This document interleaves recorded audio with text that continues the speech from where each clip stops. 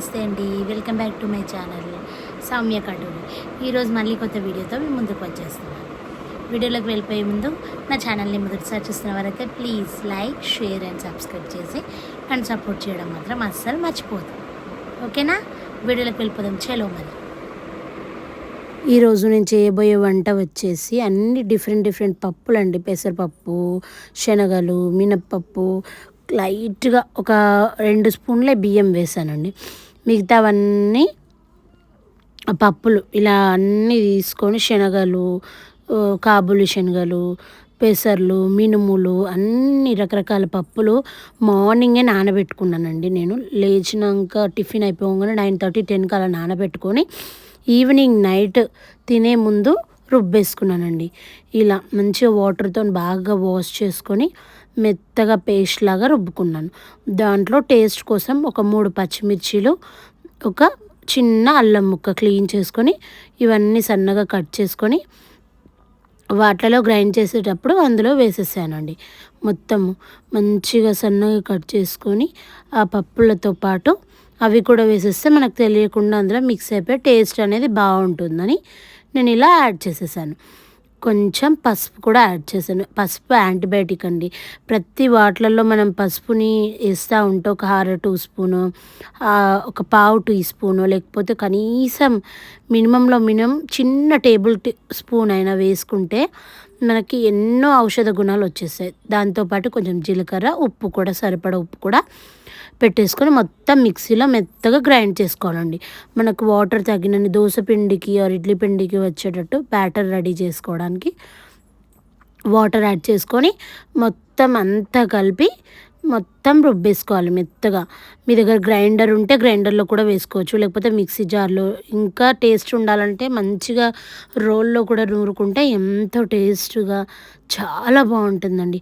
దీంతో మనం ఎన్ని రకాల ఫుడ్స్ చేసుకోవచ్చు అంటే టిఫిన్కి ఊరికే దోశలే కాకుండా ఇలాంటి ఫుడ్ కూడా మనం తీసుకుంటుంటే పిల్లలు సామాన్యంగా పప్పులు అలాంటివి తినరు కదా అండి. ఇలాంటి ఫుడ్ కూడా మనం తింటూ ఉంటే హెల్తీగా ఉంటాయి. దాంతో మనం దోశలు, ఇడ్లీలు అన్ని రకరకాలు చేసుకోవచ్చు. నెక్స్ట్ దానికి నేను టమాటో పచ్చడి అండి.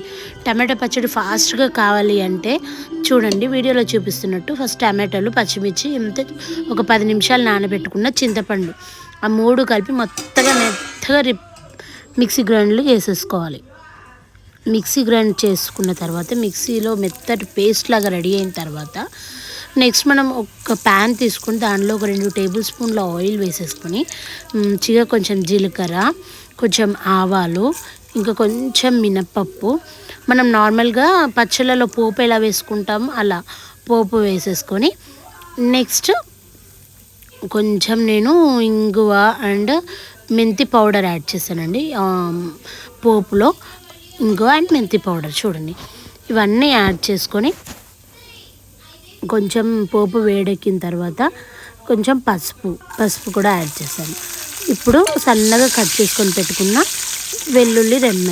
వెల్లుల్లిపాయలు మంచిగా రెడ్ అయ్యే వరకు కాసేపు వేయించాలండి, పచ్చివాసన పోయేంత వరకు.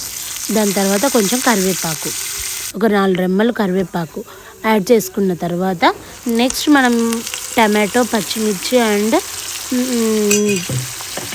నెక్స్ట్ ఏం వేసుకున్నామండి, చింతపండు, ఆ 3 కలిపి చేసిన పేస్ట్ని ఈ మిశ్రమంలో మనం వేసేసుకుంటాం. పచ్చివే అండి అన్నీ, వేయించలేదు నేను.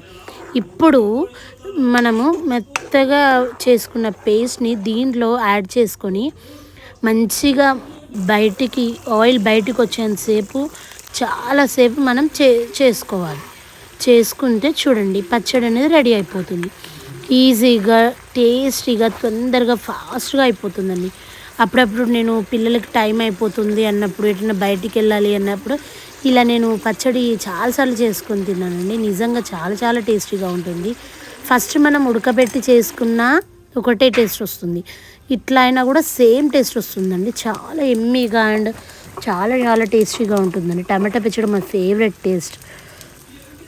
ఫేవరెట్ ఫుడ్ అండి. నెక్స్ట్ సరిపడా ఉప్పు యాడ్ చేసుకున్నానండి టమాటో చట్నీలో. అంతే అండి, ఎంతో టేస్టీగా ఎమ్మీగా రెడీ అయిపోతుందండి ఈ టమాటా పచ్చడి అనేది. కాసేపు ఒక 15 మినిట్స్ అవుతుంది. 15 మినిట్స్ ఇంకా దాన్ని మనం ఒక పక్కన స్టవ్ మీద వదిలేస్తే మనం అటు ఇటు తిరిగేలోపు టమాటో చట్నీ అనేది రెడీ అయిపోతుందండి. కాబట్టి ఇలా ట్రై చేసి టమాటో చట్నీ ఎలా ఉందో కూడా నాకు కమెంట్ బాక్స్లో తప్పకుండా చెప్పేయండి. ఇప్పుడు మనం ముందుగా అలా నానబెట్టుకున్న ఆ పిండిని ఒక 10-15 మినిట్స్ అలా వదిలేసిన తర్వాత దాంట్లో సరిపడా సాల్ట్ వేసుకొని ఇలా దోశ వేసేసుకోవచ్చండి. లేకపోతే మనం ఇడ్లీ కూడా వేసుకోవచ్చు. ఇంకా మనకి ఏమైనా డిఫరెంట్గా చేసుకోవాలనిపిస్తే దాంట్లో సన్నగా పచ్చిమిర్చి ఇంకా ఆనియన్స్ సన్నగా కట్ చేసుకొని పోపు వేసుకొని పొంగనాలు చేసుకోవచ్చు. మళ్ళీ దాని తర్వాత ఇంకా ఇడ్లీలతో పాటు ఇంకేం చేసుకోవచ్చు అంటే వడల్లాగా కూడా వేసుకోవచ్చండి. ఎంతో టేస్టీగా ఎమ్మీగా అండ్ హెల్తీగా ఉంటుందండి. ప్రతి ఒక్క పప్పులు అనేది కడుపులోకి పోతే ఒక్కో దానికి ఒక్కో గుణం లాగా నాకు చాలా బాగా నచ్చిందండి. ఇడ్లీలు కూడా చాలా సాఫ్ట్గా చాలా బాగా వచ్చాయండి నిజంగా. తప్పకుండా మీరు ట్రై చేసి ఈ టేస్ట్ ఎలా ఉందో నాకు కమెంట్ బాక్స్లో చెప్పేసేయండి. థ్యాంక్ యూ ఫర్ వాచింగ్ అండి. Thank you.